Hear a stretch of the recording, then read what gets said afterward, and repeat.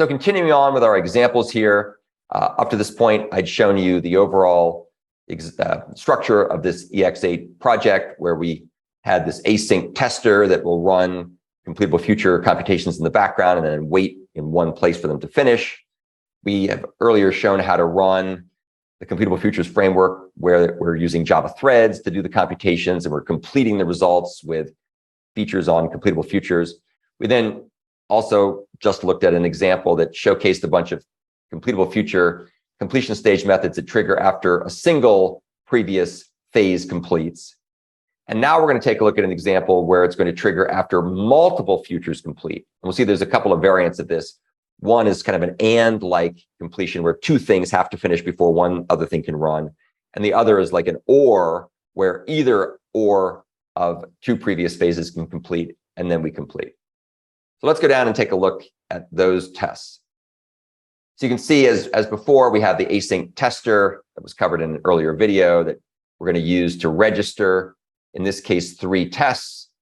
And those 3 tests, when the run test method is called in the async tester, will then all run in the background. And the main thread will block until those other computations are done. The other computations complete in the background and print results, which we'll see in a second. So here is the multi-trigger tests, and this showcases the CompletableFuture completion stage methods that trigger after multiple future phases complete. And we'll see that the variation between the and versions and the or versions. So we'll start out by doing one called test fraction combine. And this is kind of a fun example. So we have a random number generator, and we're going to go ahead and start 2 computations in the background. Both of these we'll call supply async. Supply async being that factor method that will take 2 lambda expressions and arrange to run them somewhere in the common fork join pool in this case. And you'll see that the first of these lambda expressions is going to make a random big fraction. We'll take a look at what that does in a second. And the second one's going to make a different random big fraction. And then we're going to multiply those 2 different random big fractions by a big reduced fraction, which is a constant. So let's go take a look at make big fraction. And this is a really fun method that can make some really big fractions randomly. So what we do is we take in a random number generator and a flag that says whether to reduce these things or not. And the first thing we do is we make a new big integer that has 150,000 bits of resolution, or potentially up to 150,000 bits of resolution. I think you'll agree that's a very large number, potentially. So we get the random number generator to make us this absolutely enormous random big integer. That's the numerator. And then we take a value between basically 1 to 10, and we turn that into the denominator. So we're going to make something that will divide the numerator by this random number between 1 to 10. So now we've got a numerator and a denominator. We use the value of factor method to go ahead and make ourselves a big fraction, either reduced or not reduced. The way we called this method, it was reduced. So this very large function, very large fraction, will be reduced in a background thread. So this thread will reduce the first random big fraction. This other thread will reduce the second random big fraction. So those 2 guys are off to the races. They're computing in the background. And then we define ourselves a little helper method, or a little helper variable called mixed fraction printer, which when called back, we'll go ahead and basically print the big fraction that we get as the result. And here's where we do some really cool stuff. We use another interesting method defined on the CompletableFutures class. And this one is a multi-stage, or a 2-stage completion method. It waits until the results from CF1 complete asynchronously, and it waits until the results from CF2 complete asynchronously, and then it calls whatever this particular method reference designates. In this case, it's going to add the 2 things together. So it's going to add the 2 big fractions together. That itself will return a completable future. And then when that has been resolved, we then accept the mixed fraction printer, which, as you can see up here, prints the result. So this is kind of like a join. If you think about forking and joining, you can kind of think of this as a join-like operation that waits until 2 previous completable futures have got their results, computed asynchronously, of course, and then it does this operation to yield a new completable future as a new result. So very powerful, very cool. Let's now, and you'll need to understand how then combine works in order to do programming assignment number 3. Let's now take a look at a couple of test methods that do other cool things and show off a bunch more methods. So we're going to take a look at one that's going to use some of the other sophisticated mechanisms like then compose and except either. So these are more powerful completable future completion stage methods. So let's see what we're going to do here. We're going to have a function called reduce and multiply fraction, which takes an unreduced fraction and it reduces it in the background, getting back a completable future. And then what we're going to do, and this is just to show off what the then compose method does, we're then going to simultaneously do another asynchronous operation to multiply the reduced fraction by some constant. So we're going to essentially asynchronously reduce an unreduced fraction. And when that is done, that we're going to go ahead and asynchronously multiply the result of that reduced fraction with a constant. And that will also run in the background. And completable future supply async returns a completable future. And so we use the then compose method, which is something like flat map, to only have a single level of nesting of completable future of the big fraction result. And again, when you watch the videos that go along with the course, you'll see why we do this. And it's very powerful and very cool. So that's a function. Then what we're going to do, and this is really fun, we're going to use Java sequential streams. We're going to call the generate method. And the generate method just generates whatever you pass it. So we're going to pass it in a lambda, basically a supplier, that's going to make unreduced big fractions forever. Except we don't want to wait forever. So we're going to limit it to S max fractions, which in this case is 10. So we use the limit operator, which is essentially a short circuiting operator that says stop after 10 of these things. And so we get 10 unreduced big fractions. And then we're going to use the map method here. This is a Java streams map method to asynchronously reduce and multiply each of those large random big fractions.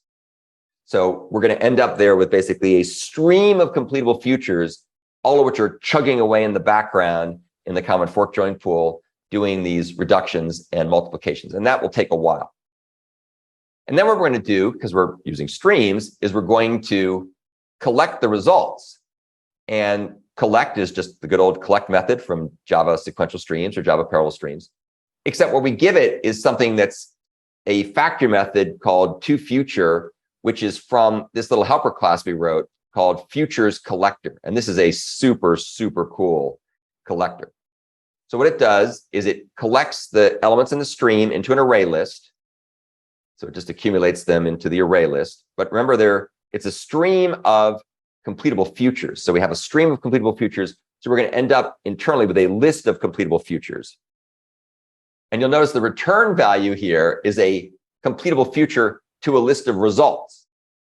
And so I'm going to show you how you can use the finisher method in this collector to do this magic. And if you want to learn more about this, take a look at this article, which Thomas Nukowitz wrote, which describes this technique. It's so cool. So here's what we do. When the finisher gets called, recall that the finisher, when you watch the videos that talk about how collectors work in streams, the finisher is called if there needs to be a difference between the type of the mutable result container and what you want as a result from collect, which there is in this case, because we want a completable future to a list of completed operations of type T. So to do this, we use a super cool arbitrary-arity method called all of.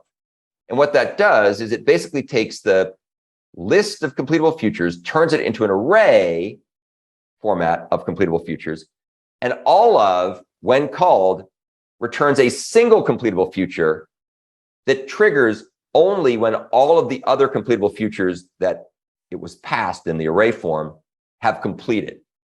So to step back a level, we are doing all these reductions and multiplications of 10 big fractions.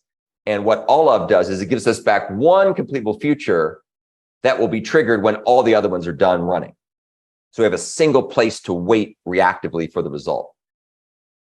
When all those computations are done, that future triggers, we call the then apply method here. And that basically takes the list of futures that we had initially as the mutable result container, turns it into a stream. So we have a stream of completable futures to items of type T, all of which are done at this point, because we would never have gotten here if those computations were not finished. And then we use the map method to call the join operation on each of those completable futures. In this case, join will never block because we know we're done with all the computations. So we end up now going from a stream of completable future of type T to a stream of type T. And then we collect those results into a list. So we have a list of elements of type T, all of which are now completed. And then apply returns a completable future to that list. So the long and the short of it is, if we pop back over here to where we called this thing in the first place, collect in this case will return a single completable future, which when it completes will give back a list of results. And we then call the then compose operation, which is going to take that list of results. And this is just the coolest thing ever. It's going to call something called sort and print list. So check this out. So keep in mind, we've got ourselves a list of big fractions that have been reduced and multiplied, but in no particular order. So here is sort and print list. So sort and print list takes a list, and what it does is it quick sorts the list and it heap sorts the list. And it does both of those things in the background using completable future supply async factor methods to run those computations in parallel. So quick sort the list, you can see it goes ahead and makes a copy of the list, and then it sorts it, and heap sort makes a copy of the list and heap sorts that. So we're running quick sort and heap sort in parallel. If you've ever taken an algorithms class, people like to debate which is faster, quick sort, which is slower, which uses more memory. We don't care. We've got cores galore, so we're just going to run them both at the same time. And whichever one finishes, that's the answer we want. To do that, we use a very cool method. It's a completion stage method that will complete when either of its two completable future parameters or completable futures completes. So we say quick sort future except either heap sort future. That will then take whichever one finishes first. We get a sorted list, and we go ahead and we print the results out of that sorted list. So super cool example demonstrating this concept of the multi-triggering completion stage methods for completable futures. And then the last example here, just to show off even more cool things, is very similar to the one we had before, except this time, rather than having then compose here and calling supply async inside of the results of then compose, instead, we're going to use then apply async. And then apply async will do the computation passed to it in another background thread, not the calling thread, but in another background thread, giving us the same effect as if we'd called supply async inside of this. So we use then apply async. I really like then apply async. You'll get a chance to use it in your programming assignment. And then the rest of this stuff basically looks exactly like we had done before. We create a stream of random big fractions up to 10. We reduce and multiply them in the background. We collect them together with our futures collector, and then we sort them in parallel and take whichever one wins. So those were all the methods. Let's take a quick look at the results. So these are the multi-trigger tests. You can see here that we call this stuff in a background thread, and that's the result, and it's rather vast, as you can see. This is the test fraction multiplications 1 test. You can see that all the results are sorted. And again, these are ridiculously large big fractions. That's why they take a while to run. That's why I pre-ran this stuff. And we called it again using then apply async as opposed to nesting, then compose and supply async, and we get also results that are correct. So that's the more sophisticated examples of completion stage methods that are useful for circumstances whether you either want to wait for 2 things to finish, one of two things to finish or n things to finish. And that's some of the real powerful capabilities you get with completable futures.